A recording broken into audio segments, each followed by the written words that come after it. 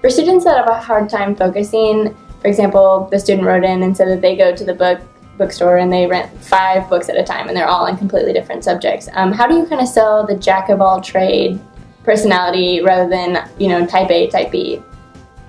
Okay, so there's 2 kinds of students. To be a curious person is the greatest thing.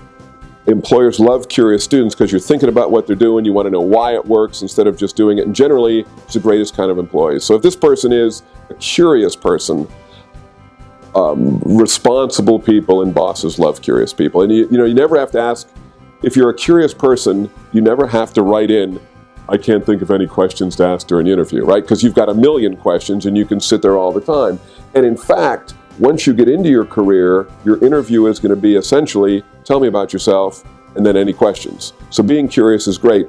There's another kind of person, and this is the person who can't focus on anything, right? And what happens with this person is, and I've had these students over there, I'm like, how's it going? Great, I'm going to be a X.